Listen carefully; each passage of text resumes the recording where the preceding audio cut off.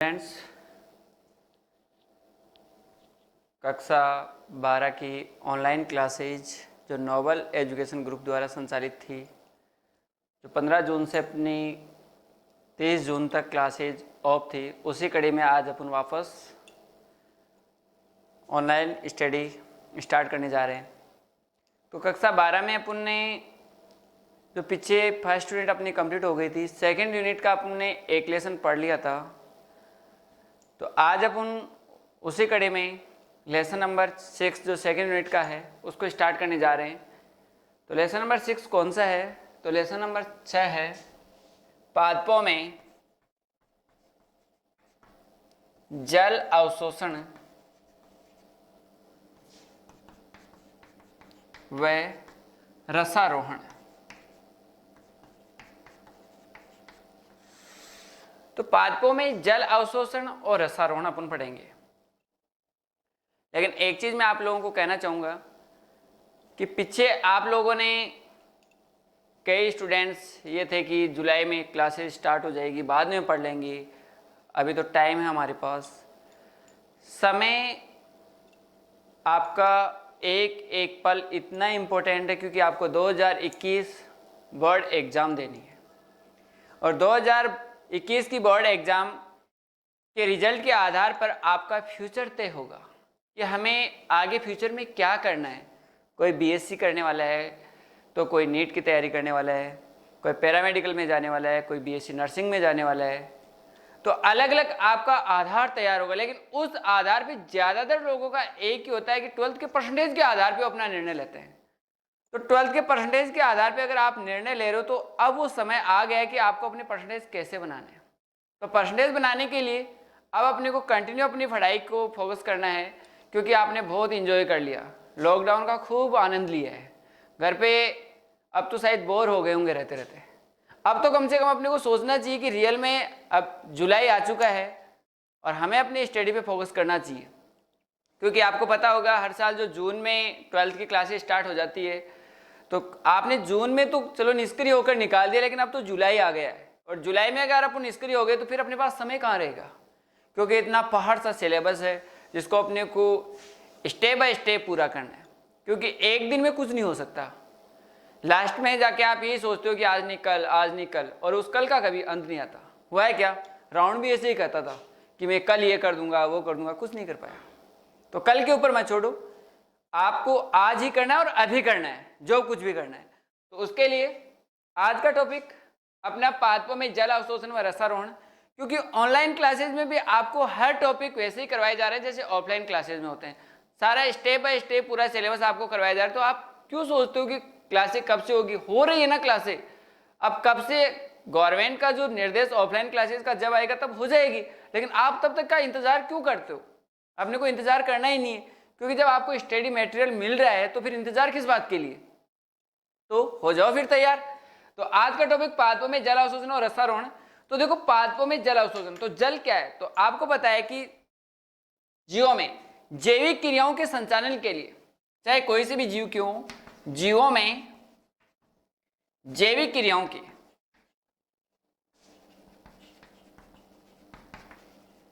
संचालन के लिए जल आवश्यक होता है। जल एक आवश्यक घटक है।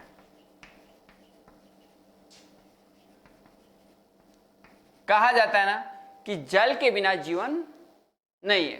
तो जल के बिना जीवन संभव क्यों नहीं है? क्योंकि जीवों के शरीर में जितनी भी जैविक क्रियाएं होती है, जितने भी जैविक क्रियाएं होती है, उनके लिए किसकी आवश्यकता होती है? जल की आवश्यकता होती है। तो जल के बिना क्या जीवन संभव है क्या? नहीं है। तो जैविक क्रियाओं को संचालन करने के लिए जल की आवश्यकता होती है, तो जीवों के शरीर के लिए क्या हो गया? एक आवश्यक घटक हो गया।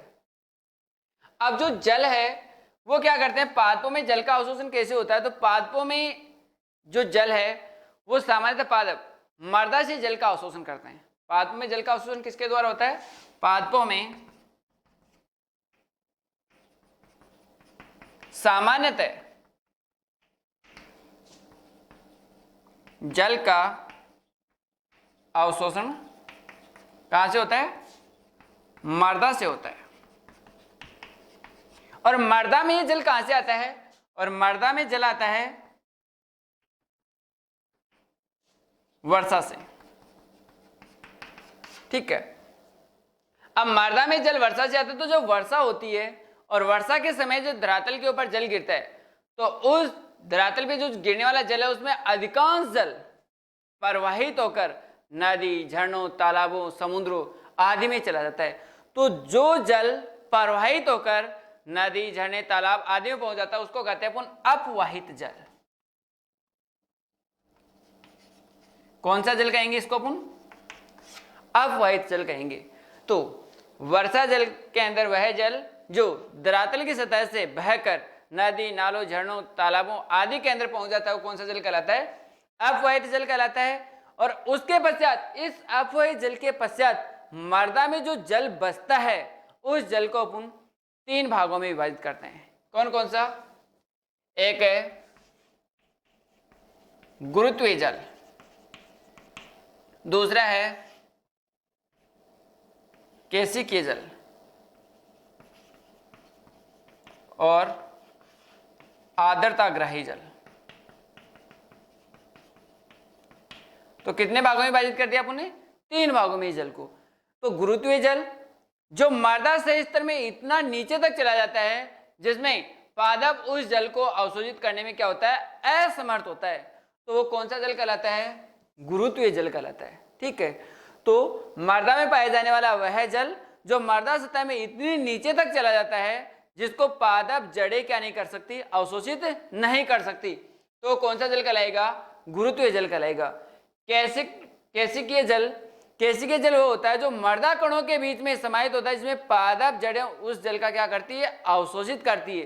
तो पादपों की जड़ें जो जल का अवशोषण करेगी वो कौन सा जल कहलाएगा? केशिकीय जल कहलाएगा।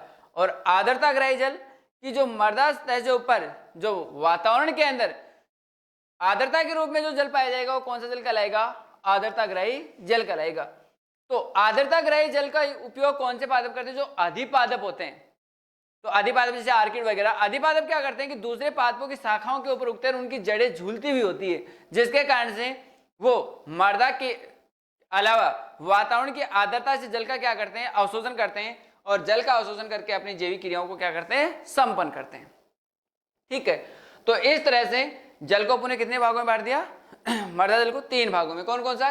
गुरुत्वीय जल, केशिकीय जल और आर्द्रताग्राही जल। ठीक है, तो आर्द्रताग्राही तो अधिपादपों के द्वारा जल का अवशोषण करते हैं। मृदा से कौन से जल का अवशोषण किया जाएगा? गुरुत्वीय जल का, सॉरी केशिकीय जल का। और गुरुत्वीय जल क्या होता है कि मृदा स्तर में नीचे की ओर चला जाता है जिसके कारण से उसका पादप क्या नहीं कर पाते? अवशोषण नहीं कर पाते। इसके बाद में देखते हैं कि पादपों में जल का अवशोषण किसके द्वारा होता है?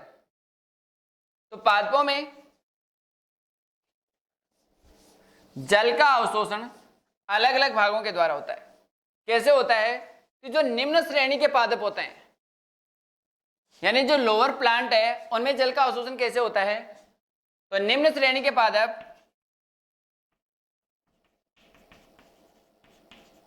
जैसे शैवाल है, कवक है, इनमें जल अवशोषण के लिए कोई विशेष संरचना नहीं पाई जाती, तो संपूर्ण शरीर कोशिकाएं क्या करती है? जल का अवशोषण करती है। तो निम्न श्रेणी के पादपों में किसी विशेष प्रकार के जल अवशोषण के लिए क्या नहीं पाए जाते हैं? अंग नहीं पाए जाते हैं, तो उनमें शरीर की विभिन्न कोशिकाओं के द्वारा ही क्या किया जाता है? जल का अवशोषण किया जाता है। इसके अलावा ब्रायोफाइटा जैसे पादपों में, कौन से? ब्रायोफाइटा। आपने कक्षा 11 के अंदर पादपों का वर्गीकरण पढ़ा होगा जिसमें थैलोफाइटा में आपने शैवाल वगैरह पढ़े थे। इसके अलावा ब्रायोफाइटा, इसके पश्चात ट्राइडोफाइटा, फिर जिम्नोस्पर्म और एंजियोस्पर्म प्लांट के बारे में पढ़ा था। ठीक है, तो ब्रायोफाइटा के अंदर जल अवशोषण के लिए विशेष संरचनाएं पाई जाती है जिनको मूल नहीं कहते, मूल समान संरचनाएं होती है जिनको अपन राइजोम या मूलाभास कहते हैं। मूलाभास।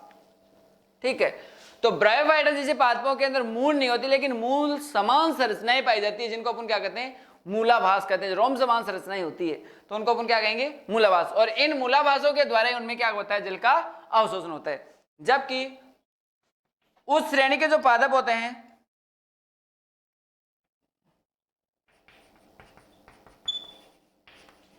इन उच्च श्रेणी के पादपों के अंदर जल अवशोषण के लिए सुविकसित मूल तंत्र पाया जाता है, और इस सुविकसित मूल तंत्र के द्वारा ही इनमें जल का क्या किया जाता है, अवशोषण किया जाता है। क्लियर? तो अलग अलग पादपों में जल का अवशोषण भी अलग अलग अंगों के द्वारा होता है। कैसे होता है कि निम्न श्रेणी के जो पादप होते हैं उनमें विशेष प्रकार के लिए कोई जल अवशोषण के अंग नहीं पाए जाते, और उनके शरीर की विभिन्न कोशिकाएं क्या करती है, जल का अवशोषण करती है, जैसे शैवाल और कवक। इसके अलावा जो ब्रायोफाइटा, जैसे ब्रायोफाइटा को पादप जगत का क्या कहते हैं, उभयचर भी कहते हैं। क्यों कहते हैं पादप जगत का उभयचर? क्योंकि इसको प्रजनन के लिए जल की आवश्यकता होती है और ये स्तर सतह के ऊपर पाया जाता है, तो दोहरा जीवन यापन करता है, जिसके कारण इसको पादप जगत का क्या कहते हैं, उभयचर। तो इनके अंदर जल अवशोषण के लिए विशेष प्रकार के रोम समान संरचनाएं पाई जाती है, जिनको मूलाभास या राइजोम के नाम से जानते हैं, जिनके द्वारा जल का क्या किया जाता है, अवशोषण किया जाता है। फिर है उस श्रेणी के पादप। उस श्रेणी के पादपों के अंदर सुविकसित क्या पाया जाता है, मूल तंत्र पाया जाता है, और इस सुविकसित मूल तंत्र के द्वारा ही इनमें क्या किया जाता है, जल का अवशोषण किया जाता है। तो इस मूल तंत्र के अंदर, सुविकसित मूल तंत्र के अंदर कौन कौन से भाग पाए जाते हैं? तो आपको यह पता होगा कि आपने 3 प्रकार की जड़ें पढ़ी थी कक्षा 11 के अंदर। याद करो वो टॉपिक जिसमें आपने 3 प्रकार की जड़ें कौन कौन सी पढ़ी थी, मूसला मूल, जकड़ा मूल और अपस्थानिक मूल। तो मूसला मूल कौन सी थी, जकड़ा मूल कौन सी थी और अपस्थानिक मूल कौन सी थी? आपको पता होगा कि इसमें एक प्राथमिक मूल और प्राथमिक से द्वितीय और तृतीयक मूलों का निर्माण होता है, वो कौन सी थी, मूसला मूल। और इसमें किसी प्रकार की कोई मुख्य मूल नहीं पाई जाती, वो कौन सी मूल थी, वो थी जकड़ा मूल। और एक ये आपकी जकड़ा मूल, जिसमें कोई मुख्य मूल नहीं पाई जाती, अनेक मूल समान संरचनाएं, रोम समान संरचनाएं, जैसे बाजरा वगैरह, मक्का वगैरह, तो ये तो थी अपना जकड़ा मूल। मूसला मूल में एक मुख्य मूल होती है, मुख्य मूल से प्राथमिक और द्वितीयक और तृतीयक मूलों का निर्माण होता है, वो कौन सी मूल कहलाती है, मूसला मूल कहलाती है। और एक मूल है अपस्थानिक मूल, जो पादप के किसी कायिक भाग से निकलती है, ठीक है, तो उसको कौन सा मूल कहेंगे, अपस्थानिक मूल कहेंगे। तो इस सुविकसित मूल तंत्र के द्वारा पादपों में क्या होता है, जल का अवशोषण होता है। तो इस मूल के भाग कौन कौन से होते हैं? तो टॉपिक डालिए आप, मूल के भाग, यानी जड़ के कौन कौन से भाग होते हैं।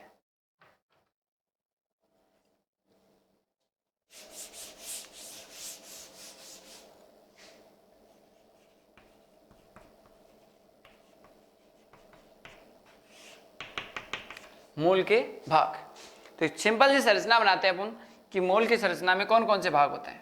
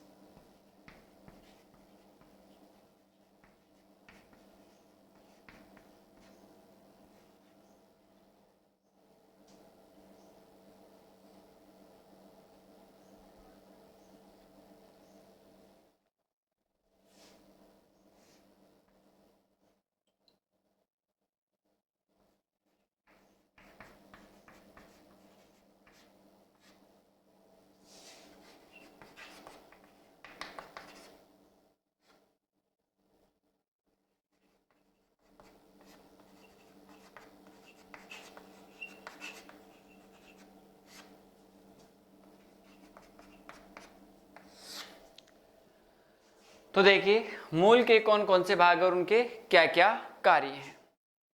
तो एक मूल की संरचना में कौन कौन से भाग है, सर्वप्रथम अपन देखते हैं कि मूल गोप क्या है, विभज्योति क्षेत्र कौन सा होता है, दीर्घीकरण क्षेत्र कौन सा होता है, परिपक्वन क्षेत्र कौन सा होता है, मूल रोम क्या होता है। तो इन सभी भागों से मिलकर किसका निर्माण होता है, एक परिपक्व मूल का निर्माण होता है। तो सबसे पहले अपन देखते हैं कि मूल गोप क्या है। क्या है मूल गोप? तो आपने देखा होगा कि एक जो तरुण पादप की जो जड़ें होती है, उस जड़ के शीर्ष भाग के ऊपर उसका शीर्ष भाग क्या होता है, कोमल होता है। तो शीर्ष भाग कोमल होगा क्योंकि उसकी कोशिकाएं लगातार क्या करती रहती है, विभाजन करती रहती है। अब ये कोमल भाग जब मान लो मर्दा कणों के अंदर ये वृद्धि करेगा, ये मान लो मर्दा सतह है और इस मर्दा सतह के अंदर जब ये कोमल भाग वृद्धि करता है तो मर्दा कणों की रगड़ के कारण से इसके नष्ट होने का खतरा क्या हो जाता है, बढ़ जाता है। समझ रहे हो मेरी बात? कहने का मतलब जो मूल का शीर्ष भाग जब जमीन के अंदर मर्दा के अंदर वृद्धि करता है तो वृद्धि करेगा तो शीर्ष भाग कोमल होगा और कोमल होगा तो क्या होगा, मिट्टी के कणों की रगड़ लगेगी और इस रगड़ से इसका नष्ट होने का खतरा क्या होता है, अधिक होता है। अतः इस शीर्ष भाग की सतह को या इस शीर्ष भाग को मर्दा कणों की रगड़ से बचाने के लिए एक टोपीनुमा संरचना पाई जाती है, यानी ये वाली संरचना। तो मर्दा कणों की रगड़ से बचाने के लिए शीर्ष भाग पर पाई जाने वाली टोपीनुमा संरचना को क्या कहा जाता है, मूल गोप कहा जाता है। क्लियर? तो आपको पूछा जाए कि मूल गोप क्या होता है, कि पादप की जड़ों के ऊपर, पादप की जड़ों के शीर्ष भाग के ऊपर पाई जाने वाली टोपीनुमा संरचना जो मर्दा कणों की रगड़ से बचाने में क्या होती है, सहायक होती है, वो क्या कहलाता है, मूल गोप कहलाता है। क्लियर? दूसरा पार्ट है इसमें विभज्योति क्षेत्र। अब देखो विभज्योति क्षेत्र का क्या काम होता है, नाम से चल रहा है विभज्योति, विभाजन करना। तो विभाजन करने का कार्य, तो जो मूल हो चाहे परो हो, उसका शीर्ष भाग होता है, चाहे परो, ऊपर परोतंत्र और नीचे मूल तंत्र। तो शीर्ष भाग की कोशिकाएं लगातार क्या करेगी, विभाजन करेगी।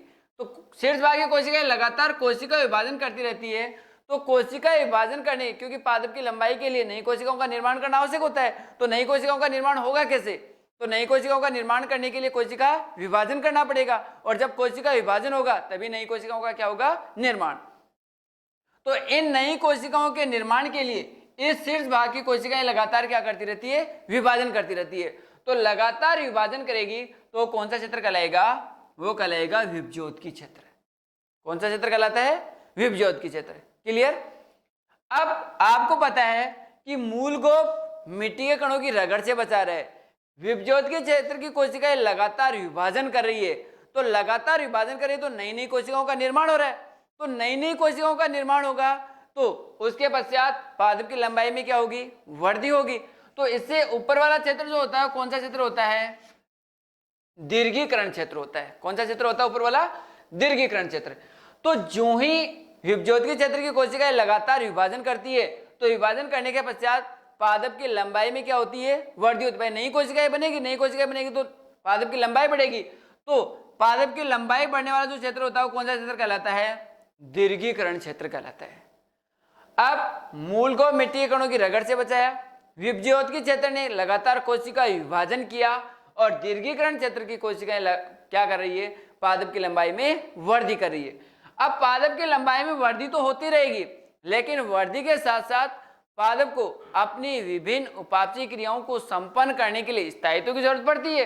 तो विभिन्न क्रियाओं को संपन्न करने के लिए स्थायित्व की जरूरत पड़ेगी तो क्या होगा कि विभज्योति क्षेत्र के पास की कोशिकाएं विभाजन करने की क्षमता तो खो देती है और वो किसको प्राप्त करती है, स्थायित्व को प्राप्त करती है। तो जो कोशिकाएं स्थायित्व को प्राप्त करेगी कौन सा क्षेत्र कहलाएगा, वो कहलाता है आपका परिपक्वन क्षेत्र। कौन सा क्षेत्र कहलाता है, परिपक्वन क्षेत्र कहलाता है। ठीक है, इस परिपक्वन क्षेत्र में जब कोशिकाएं स्थायी हो गई, स्थिर हो गई और विभिन्न क्रियाओं को संपन्न कर रही है तो वो परिपक्वन क्षेत्र का, इस परिपक्वन क्षेत्र में क्या होता है कि विशेष प्रकार की रोम समान संरचनाओं का निर्माण होता है और इन रोम समान संरचनाओं को क्या कहा जाता है, मूल रोम कहा जाता है। क्या कहा जाता है इनको, मूल रोम। क्लियर?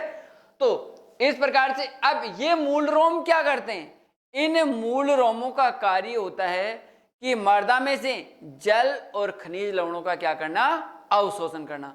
तो मर्दा से जल और खनिज लवणों के अवशोषण में कौन सहायक होते हैं, ये मूल रोम सहायक होते हैं। क्लियर। तो इस प्रकार से इन 5 भागों से मिलकर किसका निर्माण हो गया, मूल का। वैसे मुख्यतः 4 भाग होते हैं क्योंकि परिपक्वन क्षेत्र में किसका निर्माण होता है, मूल रोमों का, लेकिन कई बुक्स में आपको मूल रोमों का भी अलग भाग बना दिया गया है। ठीक है, तो दोबारा ध्यान देना, मूल के कौन कौन से भाग है कि मूल के शीर्ष भाग पर पाई जाने वाली टोपीनुमा संरचना मूल गौप कहलाती है, जो तरुण मूल को मर्दा कणों की रगड़ से बचाने में क्या होती है, सहायक होती है। ये यूं कह सकते हैं कि मूल शीर्ष को सुरक्षा प्रदान करने में क्या होता है, ये सहायक होता है। दूसरा विभज्योतिकी क्षेत्र, विभज्योतिकी क्षेत्र का क्या कार्य होता है कि इस क्षेत्र की कोशिकाएं लगातार क्या करती रहती है, विभाजन करती रहती है। तो शीर्ष भाग की कोशिकाएं लगातार विभाजन करती रहेगी तो कौन सा क्षेत्र कहलाएगा, विभज्योतिकी क्षेत्र कहलाएगा। और तीसरा दीर्घीकरण क्षेत्र, जब विभज्योतिकी क्षेत्र लगातार विभाजन करेगा तो पादप की लंबाई में क्या होगी, वृद्धि होगी। तो लंबाई में वृद्धि होगी तो कौन सा क्षेत्र कहलाता है, दीर्घीकरण क्षेत्र कहलाता है। ठीक है, अब जब लंबाई में वृद्धि होगी तो पादप अपनी विभिन्न क्रियाओं को संपन्न करने के लिए स्थायित्व को प्राप्त करता है, और स्थायित्व को प्राप्त करने के लिए वो क्या करता है कि अपनी कोशिकाओं को परिपक्व बनाता है। तो कौन सा क्षेत्र कहलाता है, परिपक्वन क्षेत्र कहलाता है। इस परिपक्वन क्षेत्र के अंदर किसका निर्माण होता है, छोटे छोटे रोम समान संरचनाओं का निर्माण होता है। इन रोम समान संरचनाओं को क्या कहा जाता है, मूल रोम कहा जाता है। और इन मूल रोमों का कार्य होता है कि मर्दा से जल और खनिज लवणों का क्या करना, अवशोषण करना। और जल और खनिज लवणों का अवशोषण करने के पश्चात ये पादप के शीर्ष भागों तक पहुंचाने में क्या होते हैं, सहायक होते हैं। ठीक है, तो इस तरह से ये मूल के विभिन्न भाग मिलकर किसका निर्माण करते हैं, मूल तंत्र का निर्माण करते हैं, जो जल और खनिज लवणों के अवशोषण में क्या होते हैं, सहायक होते हैं।